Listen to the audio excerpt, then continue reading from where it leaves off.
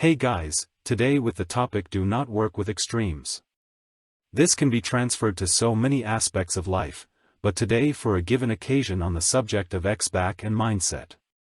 I see again and again, that in the internet such statements are represented and picked up like, the X must do 80% of the work in writing, you have to wait 30 days before you write back at all or write her exactly this text so that she is no longer mad at you.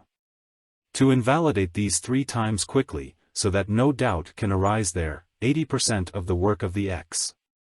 And if it is 79% you have done what wrong? Or if she asks a question in 3 words, do you answer back in 2, 4 words? Not writing for 30 days means ignoring, and that keeps people from trying again in the future, or after 30 days you don't know what situation you are writing into with them, and they can also read an calendar and see that it was exactly 30 days. Exactly this text will never be your exact wording, and both people and relationships are very individual, which is why you may be able to use it as a guide, but should never take exactly this one. In my opinion. However, such questions come up very often, and the people who ask them sometimes see them as a panacea without understanding where these rules actually come from and what sense they have. So again from the beginning, the 80% that the X should come to you. This is to give you a guideline by which you should respond to her on average, to determine how interested she is in you, and to keep you from overtexting and making a complete ass of yourself in your delight that she is writing. The 30 days you are not supposed to write are supposed to let you focus completely on you, without having to think about her all the time or be afraid of doing something wrong with her. And this one text is to keep you from writing her a 2,000-word novel where you go into each of your feelings and she clicks away after the 3rd line because she already knows all of this and doesn't want to deal with the crap anymore. It's mostly well-intentioned when people give you tips like that. But there is their calculation already in there that if they say 80%, you can probably only do 50 to 60%.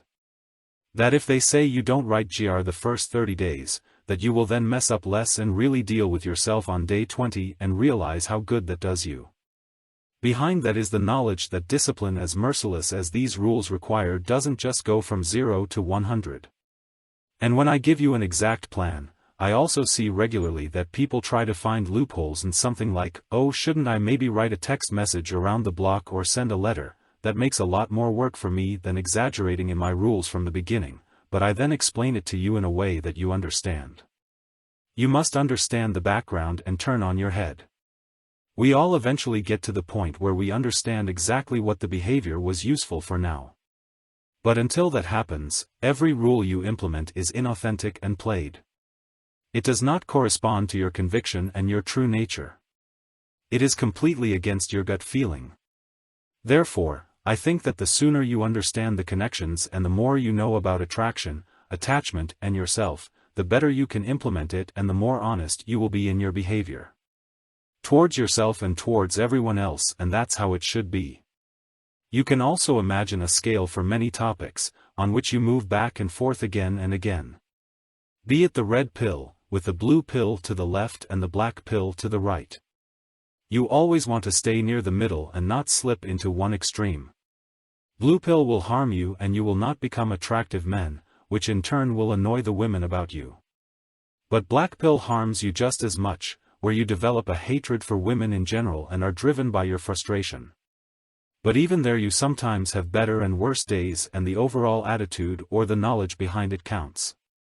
If I would be frustrated because I could not convince a woman of me, I would know directly why that was the case. No reason to generalize or to look for the guilt with me. Neither sinks nor rises my self-worth by such an action. I am in balance as far as possible, and I find this center in myself. However, you must always define this for yourself and must not assume others if you want to be able to decide for yourself about your actions. Others have a different starting position, different prerequisites, different experiences, and stand for different values than you do. And in the individual coaching sessions, I always like to find out that some people are already able to see the big picture and understand the background, and others really still have to find their own way. For both, it is counterproductive to accept general rules and instructions from the internet when you don't know their exact situation. Because they apply it without knowing if it fits their current situation. Sure, you can go into more detail then, no contact over everything, it will work. Theoretically, the background of it and understanding yourself is more important than not contacting your ex by yourself anymore. To reflect on the understanding of one's own situation and the circumstances of the relationship and breakup, and from that to make goals for the future that need to be achieved.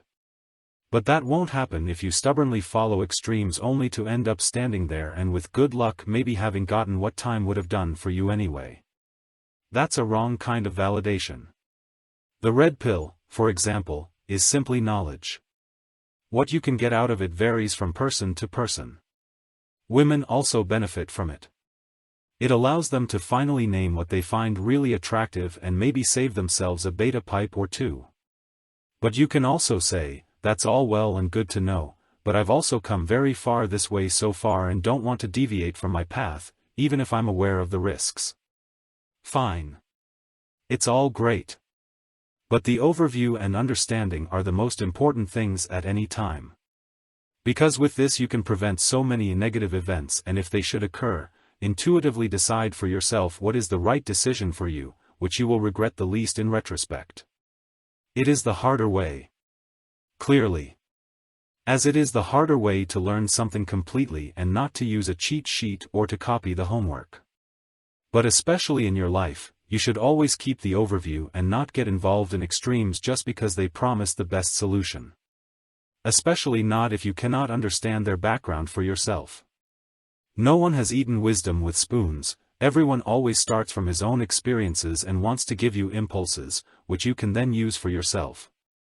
Use your head, that's what it's there for. Take care and until the next video.